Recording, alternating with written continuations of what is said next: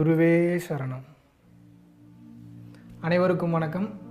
ரொம்ப சந்தோஷம் உங்களை மீண்டும் சந்திப்பதில். ஆக்சுவலாக இன்றைக்கி ஒரு சூப்பரான ஒரு டாபிக். ஆக்சுவலாக இன்னும் எனக்கு கல்யாணம் ஆகலை, இன்றைய சூழ்நிலைப்படி கல்யாணம் ஆகலை. இருந்தாலும் இந்த டாப்பிக்கை பற்றி பேசலாமான்னு கேட்டால் கண்டிப்பாக பேசணும்னு நினைக்கிறேன். ஏன்னா ஒரு தாகத்தில் தண்ணி குடித்து முடித்தவனை விட தாகத்தில் இருக்கிறவனுக்கு தான் அந்த தண்ணியோட வேல்யூ ரொம்ப சிறப்பாக புரியுன்றது என்னுடைய தாழ்மையான கருத்து. அப்படி என்ன டாபிக் இன்றைக்கி அப்படின்னா, நல்ல கேள்வி இது. திருமணத்திற்கு பின் மனைவியுடன் கணவன் நிம்மதியாக வாழ்வது சாத்தியமா? இதுதான் இன்றைய டாபிக், இன்றைய கேள்வி. ஆக்சுவலாக இதை பற்றி சொல்லணும் அப்படின்னா நிச்சயமாக சாத்தியம், அதில் மாற்று கருத்தே கிடையாது. பட் என்ன, what is the big deal அப்படின்னு கேட்டிங்கன்னா, நீங்கள் தயாராக, இது மெயினாக இந்த வீடியோ வந்து பார்த்தீங்கன்னா ஆண் மகன்களுக்கு, கணவன்மார்களுக்கு இதை நான் டெடிகேட் பண்ணணும்னு நினைக்கிறேன். இந்த விஷயத்தை பற்றி பேசுகிறதுக்கு உனக்கு என்னப்பா அவ்வளோ பெரிய எக்ஸ்பீரியன்ஸ் இருக்குது அப்படின்னு நீங்கள் கேட்டிங்கன்னா, எனக்கு ஒன்றும் எக்ஸ்பீரியன்ஸ்லாம் கிடையாது. ரெண்டு புத்தின்னு சொல்லுவாங்க, ஒன்று சொல் புத்தி, இன்னொன்று சுய புத்தி. திருவள்ளுவர் எடுத்துக்கிட்டிங்க அப்படின்னா உலகத்துக்கே தேவைப்படக்கூடிய உலக பொதுமுறைன்னு கூடிய திருக்குறளை 1330 திருக்குறள் எழுதினார். அவர் எந்த புக்கை பார்த்து இவ்வளோ பெரிய திருக்குறள் எழுதினார் அப்படின்னு கேட்டிங்கன்னா, அவருக்கு புக்கு படிக்கிற பழக்கமும் கிடையாது, அவர் புக்கு படிக்கிற ஆளும் கிடையாது. அப்போ எப்படி அவருக்கு அவ்வளோ பெரிய ஞானம் அவருக்கு கிடைச்சதுன்னு பார்த்தீங்க அப்படின்னா, எதுவும் பண்ணாமல் சும்மா இருந்து மனதை கட்டுப்படுத்தி ஐம்புலன்களையும் அடக்கி ஒடுக்க தெரிந்தால் அந்த சித்தாந்தம் என்பது ஆட்டோமேட்டிக்காகவே செயல்படும். ஸோ அந்த வகையில் எனக்கு சித்தாந்த அளவுக்குலாம் செயல்படலை, அனுபவம், அது போக பார்க்குறவங்க பேசுகிறது, இதை வச்சு ஒரு சில விஷயம் உங்கள்கிட்ட நான் ஷேர் பண்ணிக்கிறேன். கண்டிப்பாக நிச்சயமாக திருமணத்திற்கு பின்பு கணவன் மனைவியோடு சேர்ந்து வாழ்கிறது, சந்தோஷமாக வாழ்கிறது சாத்தியம்தான். ஆனால் கணவன்மார்கள் சில விஷயங்களை கண்டிப்பாக இதில் நோட் பண்ணியே ஆகணும். நோட் பண்ணி சில விஷயங்கள் மாற்றினா மட்டும்தான் அந்த நிம்மதி, சந்தோஷம் என்பது நிச்சயமாக திருமணத்திற்கு பின் கிடைக்கும். இல்லைன்னா கிடைக்கிறதுக்கு வாய்ப்பே கிடையாது. எழுதி தரேன். என்ன காரணம்னு கேட்டிங்க அப்படின்னா, ஒவ்வொரு மனித வாழ்க்கையிலையும் ஒரு உடல் தேவை, இன்னொன்று பார்த்தீங்கன்னா வயிற்று தேவை அப்படின்ற ரெண்டு விஷயம் இருக்குது. வயிற்று தேவை சாப்பாடு, சாப்பிட்றோம், சம்பாதிக்கிறோம். உடல் தேவை அப்படின்றதுக்கு தான் பார்த்தீங்கன்னா நமக்கு ஒரு துணையை நமக்கு நம்ம கொடுக்குறாங்க. ஆக்சுவலாக மனைவி அப்படின்ற வார்த்தையை என்னை கேட்டால் தவறான வார்த்தை தான். துணைவி அப்படின்ற வார்த்தை தான் மிக சரியான வார்த்தையாக இருக்கும்னு நான் நினைக்கிறேன். ஏன்னா நம்மளுடைய ஆரம்ப காலகட்டத்திலேருந்து கடைசி காலகட்டம் வரைக்கும் நமக்கு துணையாக ட்ராவல் பண்ணிட்டு வர்றாங்க. அவங்க நம்மளுடைய எல்லா நல்லது கெட்டதுலேயும் இருப்பாங்க, கஷ்ட நஷ்டங்களில் இருப்பாங்க, எல்லா விஷயங்கள்லையும் இருப்பாங்க. அதனால தான் நமக்கு துணையாக வருவதனால துணைவி அப்படின்றோம். உடல் தேவை மட்டும் இல்லாமல் ஒரு மனிதனுக்கு நம்மளோட வாழ்க்கையில் தேவைப்படக்கூடிய எல்லா விஷயங்களையும் நம்ம கூட இருந்து நம்மளை வழி நடத்துவாங்க. ஒரு எக்ஸாம்பிள், ஒரு ஹோம் மேக்கர்ன்ற நீங்கள்லாம் சாதாரணமாக நினைக்கிறோம், ஒரு மிகப்பெரிய ஜாப் அது.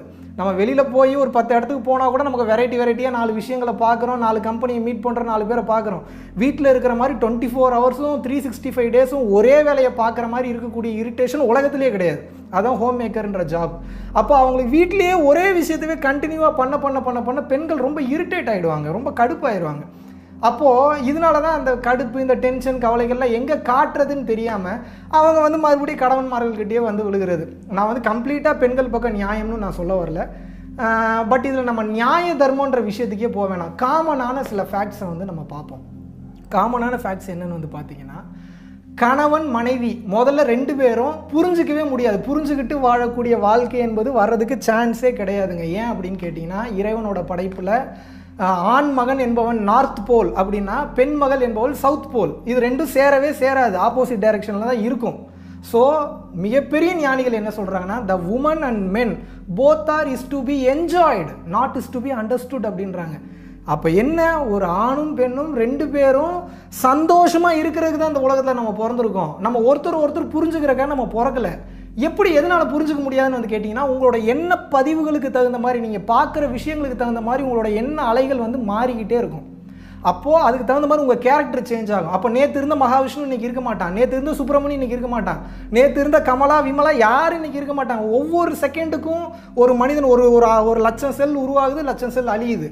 அப்போ புது மனிதன் என்பவன் உருவாகிட்டே தான் இருக்காங்க. இதில் நீங்கள் எப்படி உங்களோட மனைவியோ இல்லை கணவனையோ நீங்கள் புரிஞ்சுக்கணும்னு நினச்சிங்கன்னா புரிஞ்சுக்க முடியும். அவங்களோட அப்டேட்ஸுக்கு தகுந்த மாதிரி அவங்களோட எண்ண அலைகள் தாட் ப்ராசஸ் மாறிட்டே இருக்கும். ஸோ புரிஞ்சுக்கணும்னு நினைக்காதீங்க. ஒரே ரூல் தான் திருமண வாழ்க்கை என்பதை பொறுத்த வரைக்கும். To be frank to say, crystal கிளியராக சொல்கிறேன், நீங்கள் புரிஞ்சுக்கணும்னு நினச்சிங்கன்னா தோற்றுருவீங்க. வாழ்க்கையை என்ஜாய் பண்ணணும்னு நினைங்க. வாழ்க்கை மிக சிறப்பாக இருக்கும்.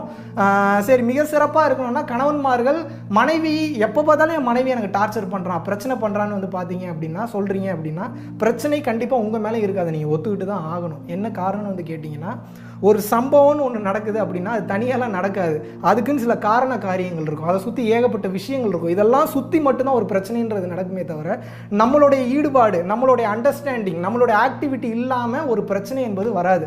சப்போஸ் அப்போது இதை நான் பேசுகிறேன்னா ரொம்ப பெரிய டாப்பிக்காக போகும். அப்போ என் மனைவி எப்படி நான் புரிஞ்சுக்க வைக்கிறது, என் மனைவி எப்போ பார்த்தாலும் சண்டை போட்டுகிட்டே இருக்கான்னா ஒரு சின்ன சின்ன பாயிண்ட்ஸ் மட்டும் சொல்கிறேன். இதை நீங்கள் ஃபாலோ பண்ணிங்கன்னா லைஃப் வந்து மிக சிறப்பாக இருக்கும் திருமண வாழ்க்கைக்கு பின்னாடி. என்னென்னு வந்து கேட்டிங்கன்னா, ரொம்ப அழகாக வந்து சொல்லுவாங்க, மனைவி வந்து எப்பயுமே வந்து பார்த்திங்கன்னா கணவன் நம்மளை கொஞ்சணும்னு ரொம்ப ஏக்கப்படுவாங்க, ரொம்ப விருப்பப்படுவாங்க.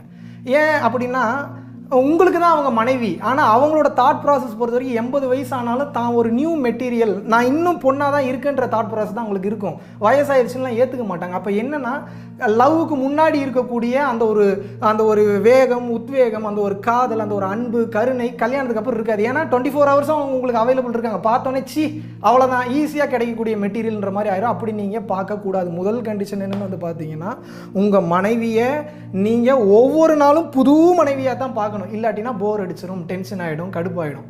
ஸோ அந்த ரிப்பீட்டட் ப்ராசஸ் வராமல் இருக்கிறதுக்கு அவங்க எதிர்பார்க்குறது ராணி மாதிரி என்னை நடத்தணும்ல யாரும் எதிர்பார்க்கலைங்க, என்னைய சந்தோஷமாக வச்சுக்க போகுதுன்னு தான் நினைக்கிறாங்க. அப்போ என்னென்னா பெண்களுக்கு ரொம்ப ரொம்ப பிடிச்சது அவங்கக்கிட்ட வந்து ரொம்ப எக்ஸ்பெக்ட் பண்ணுவாங்க, நீங்கள் கொஞ்சணும்னு எதிர்பார்ப்பாங்க. காரணமே இல்லாமல் போய் முத்தம் விடுங்க உங்கள் மனைவிக்கு. ஏன்னா ரேண்டமாக நீங்கள் கொடுக்கக்கூடிய கிஸ்ஸஸ்லாம் வந்து பார்த்தீங்கன்னா அவங்க அவ்வளோ ஹாப்பியாக ஆவாங்க. என்ன காரணமே இல்லாமல் வந்து முத்தம் கொடுத்துட்டு போகிறாங்க. காரணம் இல்லாமல் கொடுக்கக்கூடிய முத்தம் எதை விளக்குது அப்படின்னு வந்து பார்த்தீங்கன்னா அதுக்கு அர்த்தமே கிடையாது. ஒரே அர்த்தம் தான், இவனுக்கு நம்மளை ரொம்ப பிடிச்சிருக்கு அப்படின்றது மட்டும்தான் அர்த்தம். ஸோ அடிக்கடி அவங்களுக்கு வந்து முத்தமிடுங்க. ரெண்டாவது, அவங்க மனசில் என்ன இருக்குன்றதை தெரிஞ்சுக்கிட்டு அதை நீங்கள் செயல்படுத்துங்க. அவங்க மனசில் இருக்குன்றதை தெரிஞ்சுக்கிட்டு அதை நீங்கள் செயல்படுத்தாமல் இருக்கிறது மிகப்பெரிய பாவம். எக்ஸாம்பிளுக்கு அவங்க எங்கேயாவது வெளியில் போகணும்னு நினைக்கிறாங்களா, அவங்க அதை சொல்கிறதுக்கு முன்னாடி நீங்களே வெளியில் கூட்டிகிட்டு போங்க. அதை விட அவங்களுக்கு சந்தோஷம் என்னவா இருக்க போகுதுன்னு நினைக்கிறீங்க? ஸோ முதல்ல நல்லா கேர் பண்ணுங்கள். மெயினாக பெண்கள் வந்து பார்த்தீங்கன்னா தன்னை ரெஸ்பெக்ட் பண்ணணும்னு நினைப்பாங்க. நீங்கள் பர்சனலாக இருக்கும்போது ரெஸ்பெக்ட் பண்ணுறீங்களா இல்லையா, ஒரு 4 பேர் முன்னாடி அவங்க வந்து அவங்களுக்கு வேணுங்கிற ரெஸ்பெக்ட் எதிர்பார்ப்பாங்க. அந்த நேரத்தில் கலாய்க்கிறதுன்றதுக்காகவோ காமெடின்றதுக்காக ஒரு டைம் 2 டைம் அவங்கள நீங்கள் மட்டம் தட்டலாம். ஓயாமல் அதே நீங்கள் வேலையாக பண்ணிகிட்ருக்கீங்க அப்படின்னா அவங்களுக்கு உங்கள் மேலே வெறுப்பு வரும், சுற்றி இருக்கிறவங்களுக்கு உங்கள் மனைவி மேலே வெறுப்பு வரும். அந்யோன்யம் என்பது வாழ்வில் இருக்கவே இருக்காது. ஸோ அதனால் அவங்களுக்கு எப்பயுமே திருமண வாழ்க்கையில் நீங்கள் கொடுக்கும் நிலையில் தான் இருக்கணும். வாழ்க்கை ஃபுல்லாகவே அப்படி இருந்தீங்கன்னா வேறு லெவல் வாழ்க்கை.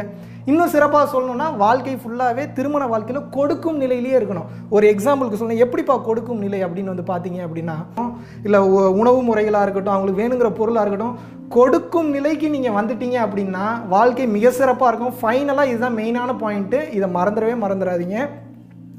வாழ்க்கையில் எவ்வளோ பெரிய பிரச்சனைகள் இருந்தாலும் இந்த வாழ்க்கை நிரந்தரமானது கிடையாது, மாறி மாறி போய்கிட்டே தான் இருக்கும். அப்படிப்பட்ட இந்த வாழ்க்கையில் திருமணம்னு வந்துட்டா, முதல்ல நீங்கள் திருமணம் பண்ணலன்னா மிக சிறப்பு. திருமணம் பண்ணிட்டீங்க, அப்படி எனக்கு திருமண வாழ்க்கை வேணும்னு வந்துட்டிங்கன்னா ஒன்று நீங்கள் கண்டிப்பாக ஃபாலோ பண்ணி தான் ஆகணும், இல்லாட்டினா நிம்மதி இருக்காது. அது என்னென்னு வந்து பார்த்தீங்கன்னா ஒரே ஒரு மெயினான பாயிண்ட் என்னென்னா, இன்றைக்கி ஒரு பிரச்சனை சண்டைன்னு வருது அப்படின்னா அன்னைக்கே அதை மறந்துடணும். உங்களோட மிகப்பெரிய வாழ்க்கையோட ப்ராக்டிஸ் அதுதான்.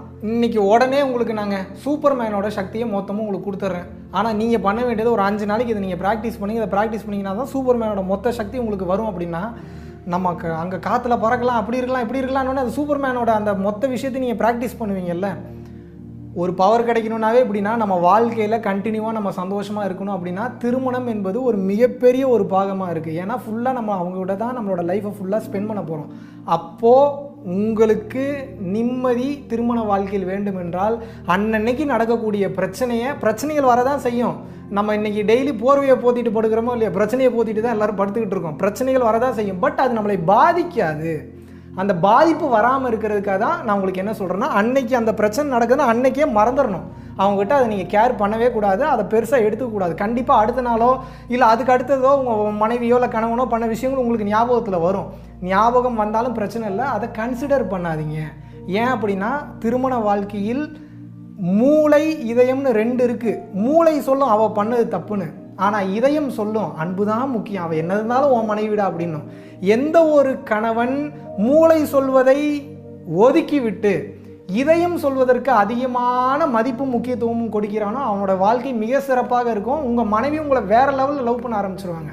சொன்ன பாயிண்டெல்லாம் ஃபாலோ பண்ணுங்கள். நிச்சயமாக திருமண வாழ்க்கை மிக சிறப்பாக இருக்கும். திருமணத்தை பற்றி இன்னும் நிறைய விஷயங்கள் பேசுவோம்.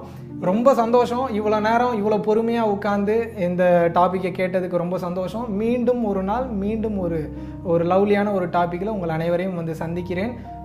சப்ஸ்கிரைப் பண்ணிடுங்க. பக்கத்துலேயே ஒரு குட்டியான பெல் ஐக்கான் பட்டன் இருக்கும், அதையும் கிளிக் பண்ணிடுங்க. நாங்கள் எந்த வீடியோஸ் போட்டாலும் அடுத்தடுத்த ஆப்ஷன்ஸில் கண்டினியூவாக ரெகுலராக வந்து உங்களுக்கு அப்டேட்ஸ் வந்துகிட்டே இருக்கும். Until then, it's bye bye from Mahavishnu signing off. Thank you so much.